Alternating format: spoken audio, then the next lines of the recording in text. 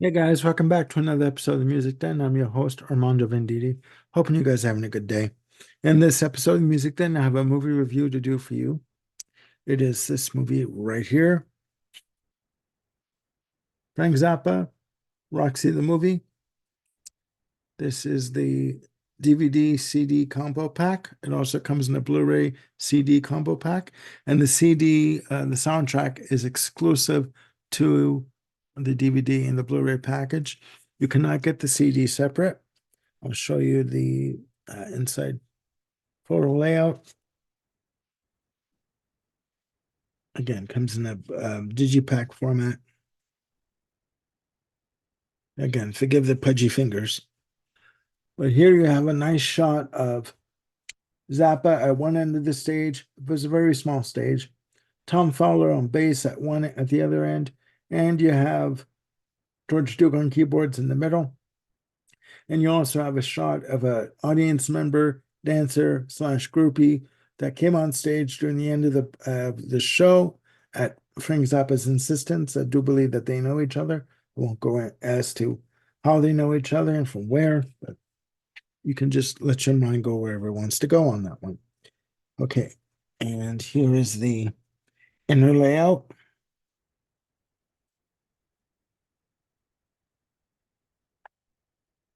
Again, forgive my fingers, but here you have the DVD in one tray, the CD in the other tray. You have the text for the performance on this side and continuing on this side. And again, the both CD and DVD are put into trays, securely put in so that they don't fall out. And to me, this is how a digipack should, you know, be done instead of the formats where you have to put your fingers in, pull out the disc, and you rip the sides of said package. And here is the back of the package. Here we go. There you go. This is released through Zappa Music, Universal Music, and Eagle Rock Entertainment. This package was released on Halloween of 2015.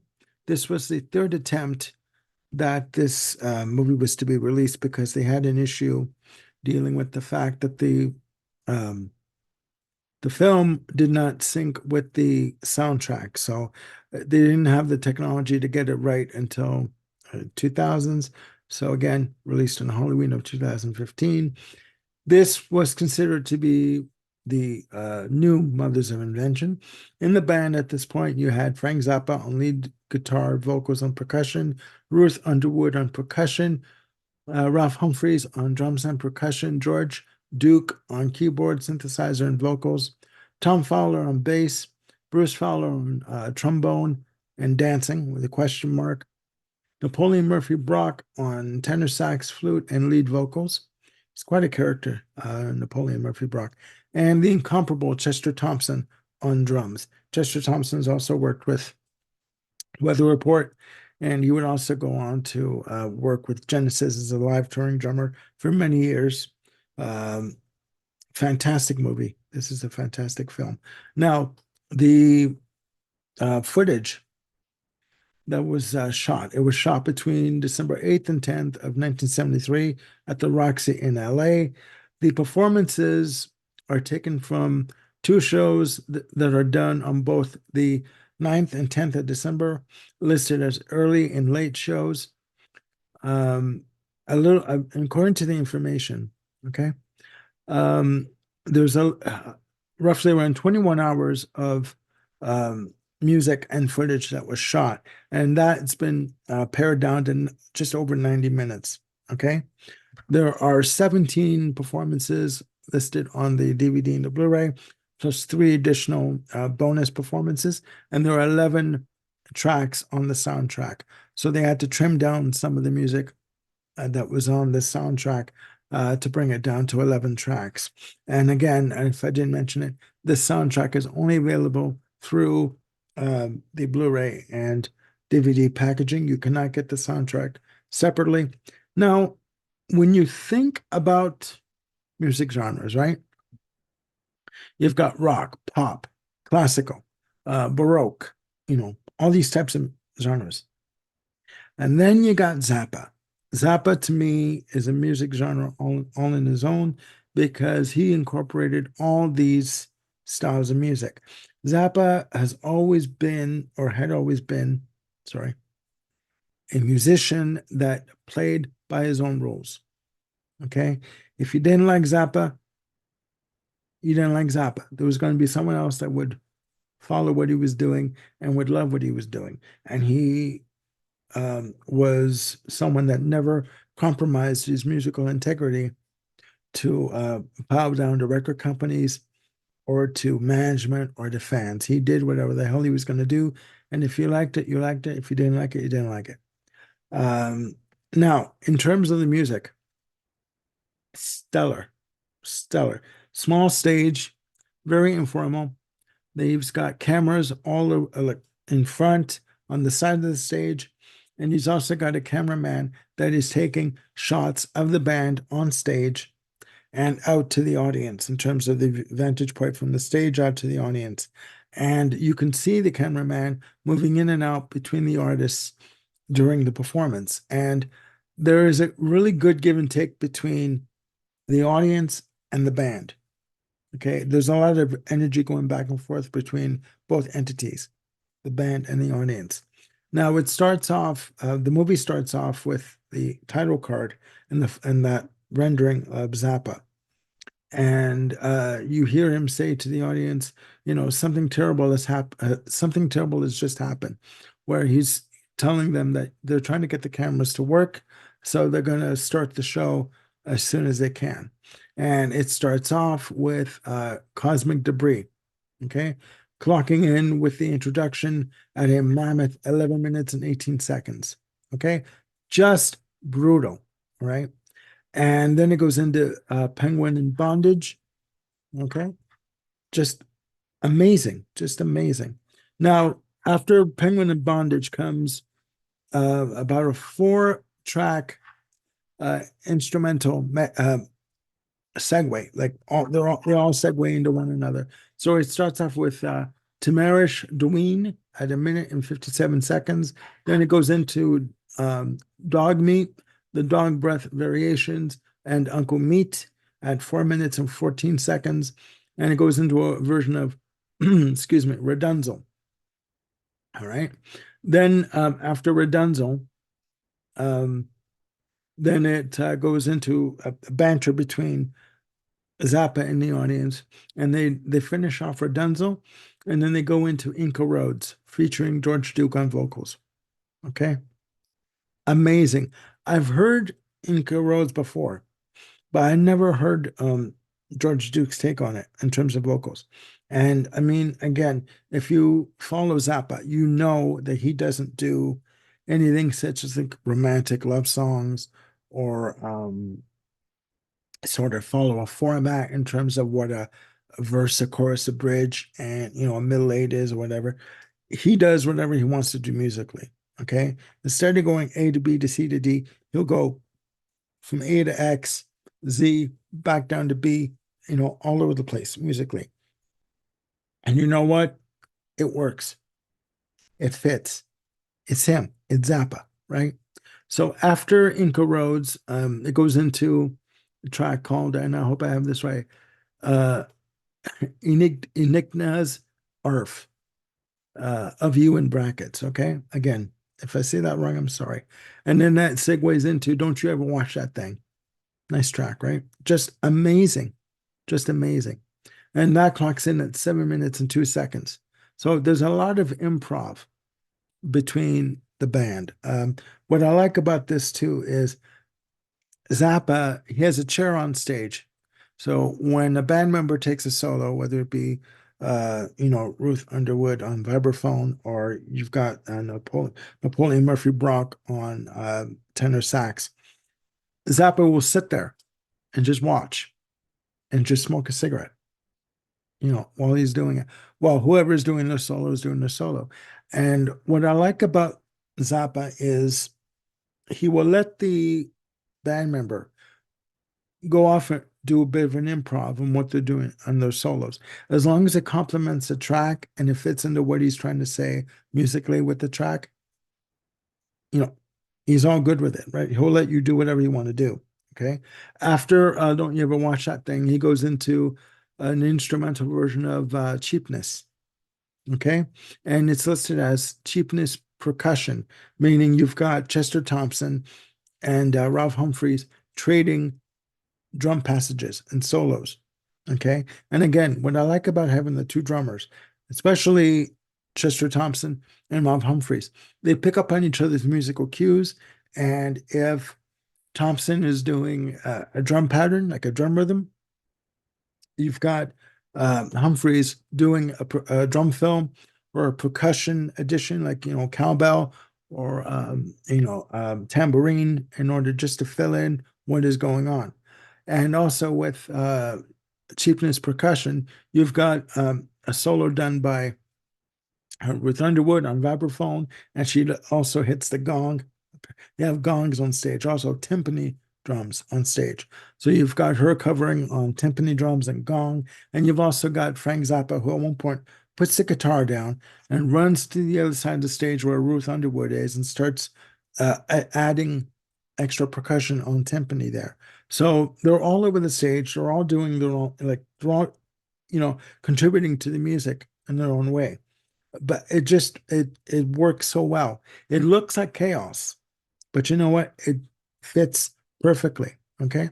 So after cheapness percussion, then Frank Zappa, who turns to the audience and says, excuse me, he goes, okay, now you heard the instrumental. Now we're going to put everything on top and do cheapness again. So then they launch into cheapness for a second time with the vocals, etc. It's just amazing. And that version again clocks in at 5 minutes and 45 seconds. Okay. Then he goes into I'm the Slime. All right. Which again, I'm the Slime talks about how TV is sort of controlling you and manipulating you as to what you want to buy and see and watch and do and all that. Um, he was quite innovative at the time when he was writing this music. And in terms of I'm the Slime, the first time I ever saw them do a live performance of I'm the Slime was on Saturday Night Live in 1977. Okay. And I could not make heads or tails of it. So after I'm the Slime, they break into Big Swifty. Okay. Just amazing. Okay. This band were locked into one another so tightly. They could pick up on each other's musical cues so easily that, they could go off and do an improv section and then just come back into the song and pick up like nothing, like like nothing. It was very easy for them to do so. After Big Swifty, they launch into a 17-minute 32-second rendition of Bebop Tango. Okay. And at one point, he invites the audience members to come on stage. He gets three audience members up on stage, and he explains as George Duke does his scat a la Ella Fitzgerald. They're supposed to um, just let go, just do some dance routine, some improv, and just let themselves go. Don't think of it. Don't worry if it makes any sense. Just be free, be natural. Well, after excusing the first three because they didn't have any idea of how to, according to Frank, be free, he, calls up another person where, the picture, the woman that shows up in here, and she just lets loose. Okay. She obviously knows Zappa from before. She's been there before. And this performance of Bebop Tango has been taken from both a combination of the December 9th and 10th performances. Okay. So again, that clocks in at 17 minutes and 32 seconds. All right. And then they roll the end credits. Zappa, it says that it's the end of the show. And they end it with a version of Don't Eat the Yellow Snow with Father Oblivion. Okay. Now, the extra performances, okay, are Pygmy Twilight, The Idiot Bastard Son, and Dick's Such an Asshole. And those three performances clock in an additional 20 minutes, right, as bonus features. Okay. Now that's that's basically the end of the show.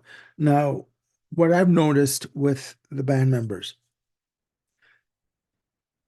is their immense respect and love and admiration for Frank Zappa, even to this day. You talk to Ruth Underwood on recent interviews, or Napoleon Murphy Brock, or Chester Thompson, or even Ralph Humphreys. They all hold the same amount of respect for Mr. Zappa. They thank him for freeing them, in terms of their musical universe, in terms of what they know has to be acceptable in music. And they hold such respect for him. And in the end, Frank Zappa always asks me, let me put it this way. The musical question with Frank Zappa, it wasn't why, it was why not? Why can't we do this? Why can't we, do just whatever we want to do musically, okay? And just not question everything. Okay. So there you go, guys. That's the review of Zappa the movie. I am still, as I said, wrapping my mind around what I've seen. I'm going to be watching it more. Please put down in the comments down there, down below, what you think of Roxy the movie. If I said Zappa the movie, I apologize. It's Roxy the movie.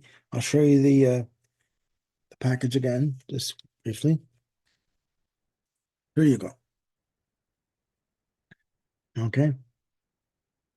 So again, put in the comments below what you think of Roxy the movie. Have you seen it? Do you know of it? What do you think of it? And again, give me your thoughts on Frank Zappa. Okay, I'm gonna be doing a show on Zappa. I'm thinking of a title for it, and I'm going to be focusing on an album from the 60s to the 90s. Okay.